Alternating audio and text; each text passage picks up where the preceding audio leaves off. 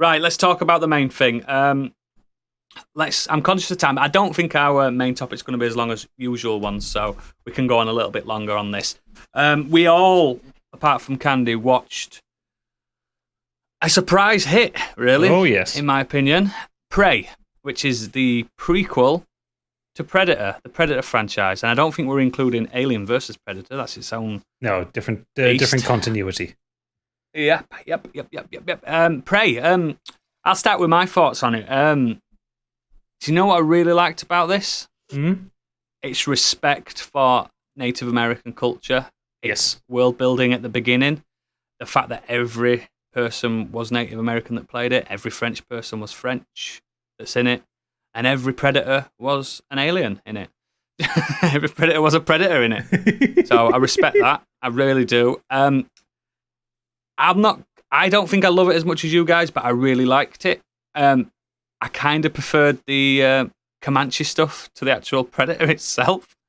I really would have liked to see her, maybe the bear be the antagonist and just a standard Native American film. I think it'd have been cool, but the twist, obviously, with the Predator is fantastic, isn't it? They got it right. They really did get it right. What do you guys think? I adored it. I thought it was absolutely fucking brilliant. Best Predator film since the first one. Yeah, I agree. In fact, I think at some moments it surpasses the first one.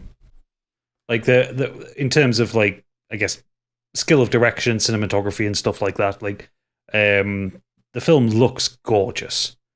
Stunning. There's a scene quite early on where the main character Naru, she's hunting a mountain lion. And basically she's kind of perched up on this branch, and the mountain lion's on the other side of the tree, and it's against like the black night sky, and it looks fucking stunning. It's lit sensationally, and it's not lit with like a floodlight or anything. I don't know how they did it. I genuinely don't know how they did it. Black magic? Yeah, probably. It does. It genuinely does look stunning. I think it was all shot on set, shot on location as well, wasn't it? None of it's all around Yellowstone. Yellowstone, yeah. I think it's fucking beautiful, man. I can't argue with that at all. I like that the Predator was used reasonably sparingly. Like most of the first film. Yeah, like the first film. Most of the time, the Predator is cloaked. You don't get a full shot of him until maybe an hour into the film, and it's only a 90-minute long film. Yeah, that's what I did like the pace. Yeah, very pacey film, and it's a tight 90 as well. Like, it doesn't fuck around with it doesn't waste any time at all. You don't have to stay after the credits, guys. No, you get full character development. You get gorgeous, quite long action scenes as well. Like, some of the fight choreography is off the charts. Yeah. Amber Midthunder, who plays Naru, she's spectacular. Apparently, she did most of the stunts herself. Yeah, she's great. Really, I found her really captivating. Like, just in her eyes as well. Like, they just properly drew you in. And even though she was so young, she still had this air of like wisdom to her. Yeah, which is rare to see. It's like it is a coming of age film, isn't it? At the heart of it. Yeah. But she was mature from the start, and I think it's quite endearing. Yeah, I mean, and it's no like secret really. Like, this film does kind of pit her off against the Predator. That's pretty obvious. It's in the trailer, and I think the film does a really good job of setting up and showing her hunting and combat skills as to why she's able to like fight the Predator. And you know, it's not as if it's just her. There are other people around. It's not just her going hand to hand with the Predator, but they do a good job of her using the environment, using her announce and noticing things, and using the environment and things around her. And yeah, it's just great. I really, really enjoyed it. As Gadget already touched on, the cinematography, the sound design, I thought it looked stunning. CGI maybe a little shonky in parts, but it wasn't really. It wasn't bad that it ruined it or anything. I think the worst bits of the CGI were during night scenes anyway, so you can be forgiven for, they're a bit dark anyway. Like when things the are well lit, looked a bit. The animals look terrible. The snake especially. I didn't think the animals looked terrible. I just think that the snake, the mountain lion looked shocking. The bear thought looked fine. That the moment by the river, I don't want to spoil that because I didn't know that was coming. I didn't watch any of the trailers for this because people said don't watch the trailer because there's too much in it. I didn't watch a single trailer for this film, which is very rare for me. And the moment down by the river, and I was just like, fucking yes, this is mint.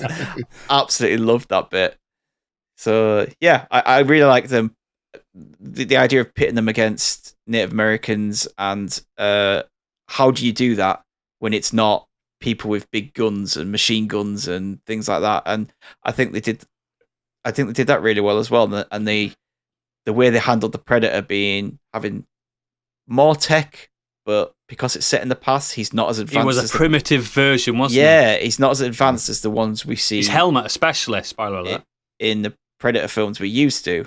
And I thought that was really well done. His helmet was great. I loved that. I did think that maybe it was a callback to the original Predator design. But apparently it was just he wanted it to look more like a hunter. There was a few... it did look... absolutely. There was a few Twitter comments I noticed where they said, I don't like how the Predator looked in this. Clearly, they don't know about the lore of the Predator species, where they nearly all look different. From Predator 1, 2, do you know what I mean? They all look completely different. Well, they're individuals. They're individuals. Yeah. It's like, why would you expect every single one of them to look identical? I don't look like you guys. You know what I mean? Apparently, me and Biggie look alike. Look... You do. But it's one of those things. It did look completely different. I totally applaud the direction they took. Like you say, set in 1719, just moving away completely from what all the other movies are kind of done. It was just like, let's do something completely different. I thought the setting was fantastic. Totally agree about the cinematography. Everyone that acted in it was really good. The only thing I personally had an issue with was a bit of American speak when they were talking, some of the characters. There's one scene where her brother says something to her and he says, "Oh, I've got this," and it's just kind of that. Just comes I watched the Comanche version because I was told to watch it. Yeah, that pulled me out a little bit out of what they were doing and talking about. That was a shame, but yeah, I just thought, considering the incredible Predator 1, I do like Predator 2 personally. I think that's fine. The rest of the movies are what they are. I just think this has just come back round to giving the IP something different and do something good with it. I don't think anyone will be disappointed seeing this at all if you're a fan of the Predator.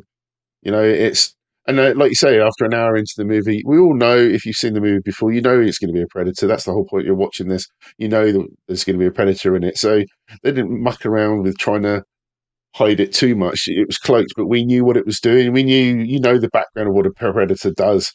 Yeah. It hunts for sport and all that kind of thing, and a bit of honor as well. And yeah, it was just, I thought it was done really, really well. And the little other stories that go on without ruining anything as well were really good as well. I think it all tied it up neatly together. That's my favourite thing about the Predator mythos in general, is the fact that predators have a code of conduct which they've stuck by, which is fantastic. Yep. They won't, if you are sat there on a sofa, it won't kill you. If you're sat there on a sofa with a gun pointing at it, you're going to get fucked up. Yeah.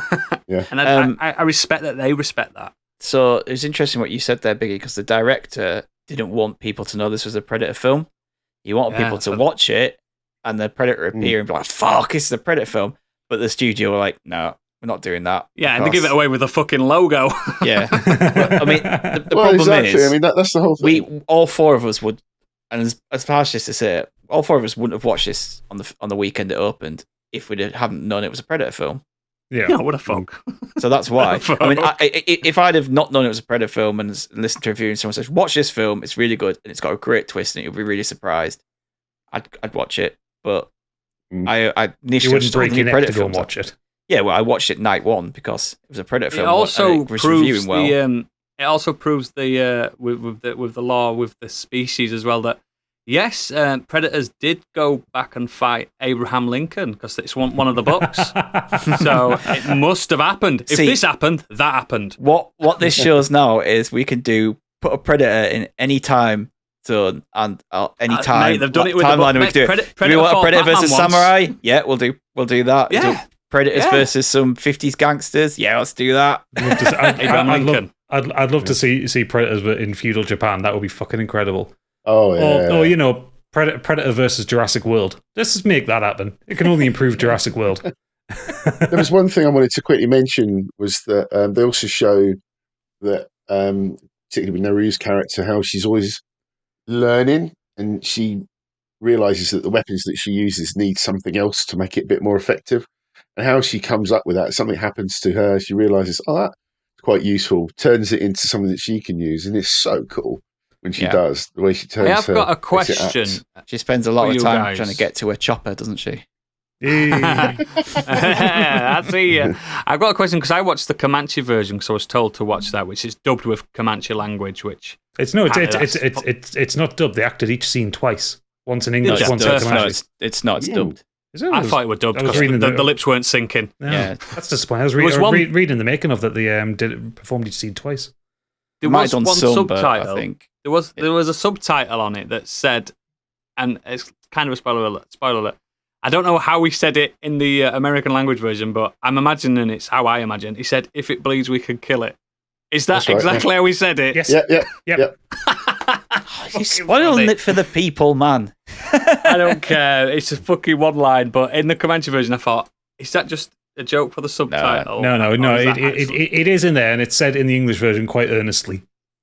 Oh, is it? Oh, not even we could kill it. Well, it's one of those lines that it's in there subtly, and it's done well enough because it's not like a knowing wink to the camera kind of moment. It's just he says it, he says it, and I just it makes thought it was the context subtitles in the scene. being funny. I just want to.